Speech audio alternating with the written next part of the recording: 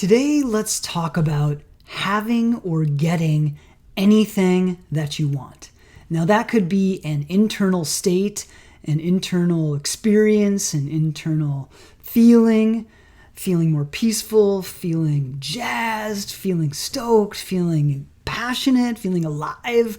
Or it could be something external and getting or having stuff or things, which is great. By the way, I'm a monk and I have things, right? And I like desiring things.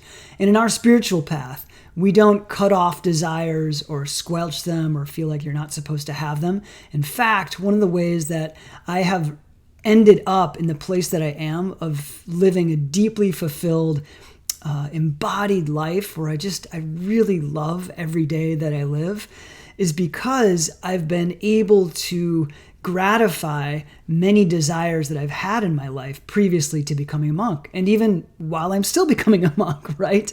Like I was in a number of romantic relationships. I was a high performance rock climber. I still do that sometimes.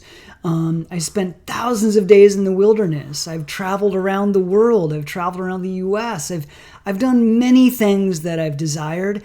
And what I've found for myself, which may not be for you, but just to give you a little insight to my life and why we're talking about this today, is that I was able to learn and then express for myself the ways that we fulfill desires and can get anything internally or externally that we want. And through my achievement of kind of getting those things that I wanted personally, they may not be the same for you, that once I got those fulfilled, I was able to move to a higher desire, right? And essentially what happened for me is I got most of the physical stuff that I wanted. I even got a taste of the internal stuff that I wanted, meaning to feel better, feel peaceful, feel alive, feel gratified.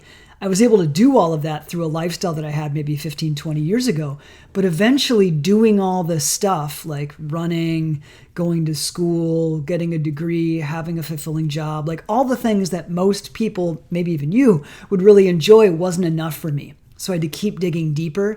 And the only way that I was able to get to the point of, for myself, of having, for my version, a deeply fulfilled life was to fulfill those desires that I really wanted. So I want to share with you how I've done that and also what I've learned along the way from many great teachers and synthesize for myself and my own expression of it. If you want to take this on, you'll do the same thing.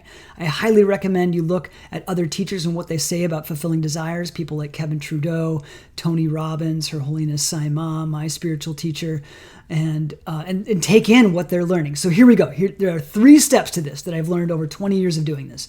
The first step is to define your dream or define your goal. And you've got to start with something, right? Whatever it is. Maybe it's just feeling happy or feeling peaceful or feeling passionate. And here's the thing about defining your dream. You want it to be relatively specific. If you're talking about an internal state, don't just say, I want to feel good. It's not that helpful. It's too general.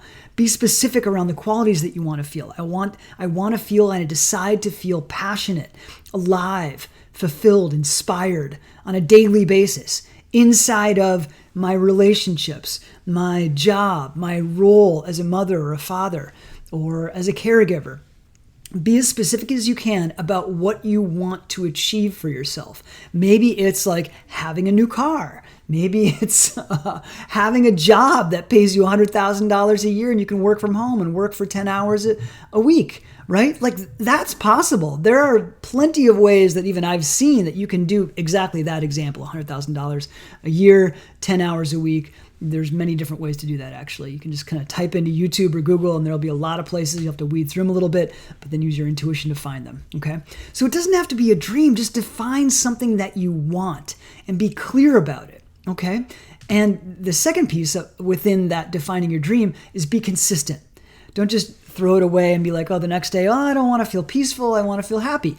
Build on it, right? And stay consistent with it in your awareness, yeah?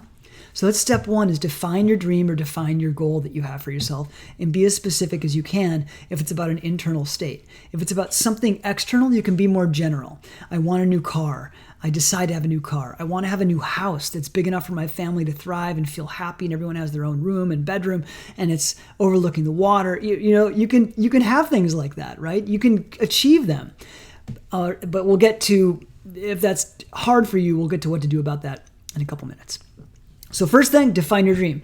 Secondly, create a burning desire, an intense desire to have that thing. You have to really want it, whatever it is.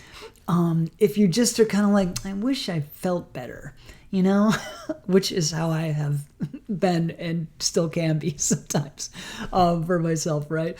You want to create a sincere desire. Napoleon Hill, the author of Think and Grow Rich, a fantastic philosophy of achievement, talked about having a burning desire, something that just really lights you up, that gets you going, that has you want to just have it and taste it so bad.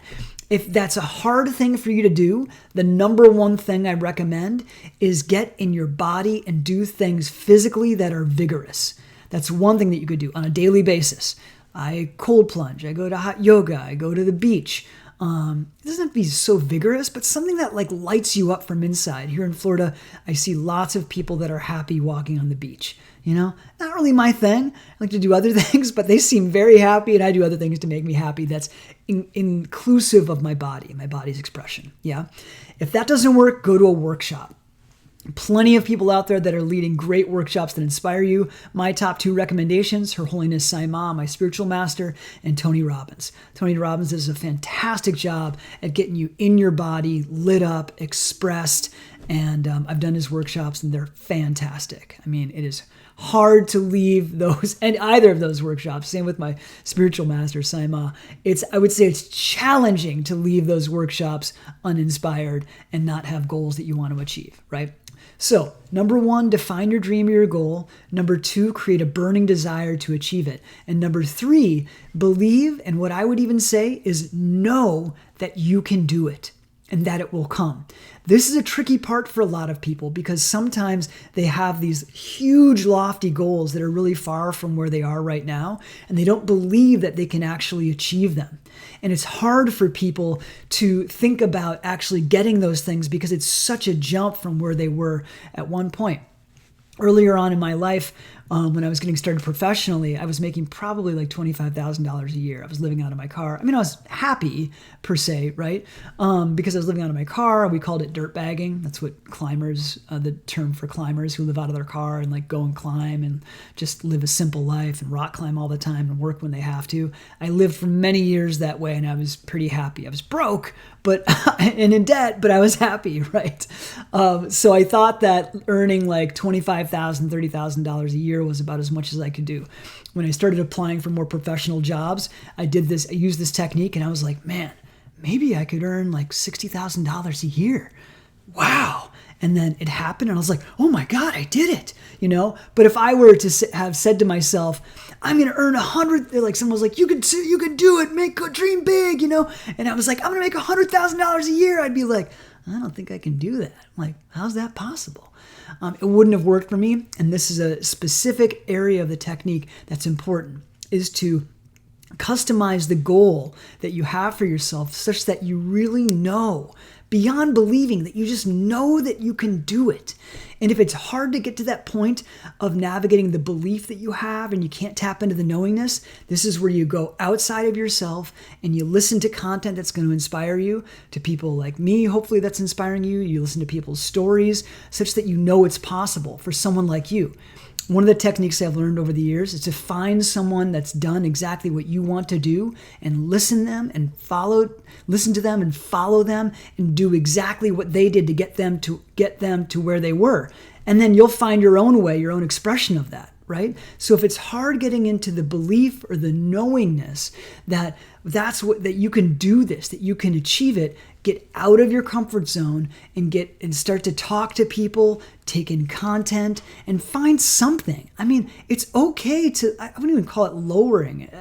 That was the first thought that came to mind, but it's not true. It's not lowering. It's customizing. It's getting to the point that uses that technique in a certain way that you really know that you can achieve whatever it is. Maybe it's too audacious to feel like you could be happy and joyful and peaceful every day. which is something that I experience. Now, here's the thing. I don't wake up that way. I wake up groggy a lot of times, but I have practices and do things that always get me to this state of feeling fantastic. Fantastic every day, right? So maybe that's too much for you. Just like, I want to just feel good. I want to feel comfortable in myself. I want to feel inspired, just like once a day at some point, right? And here's the thing that worked for me. I was told this and I sort of customized my goal. And as soon as I customized it and got inside of believing that it could happen, I was like, wait, why am I settling like this? And I bumped it up. But I had to go through that customized, more bite-sized dream or goal in order to get to the loftier one, which then eventually had me achieve it, right? So let's wrap up here. Here are the 3 things. Very simple, maybe not easy, but very simple. Define your dream or define your goal and start with anything that you want that you don't have yet. Number 2, create a desire, and it's got to be a passionate, burning desire, something that you really want. And if it's hard to get to that point of wanting something, get into your body, get vigorous, and start to go and hear from people that are passionate, that are alive. My top 2 recommendations are Holiness Sai Ma and Tony Robbins. And then number 3, believe, and even more so, know that you can do it. And I'll tell you, whatever it is that you're thinking about, you can. And I only say that because I've done it for myself and I'm doing it for myself, and I've helped many other people do it for themselves. All right? You got this, and all my best.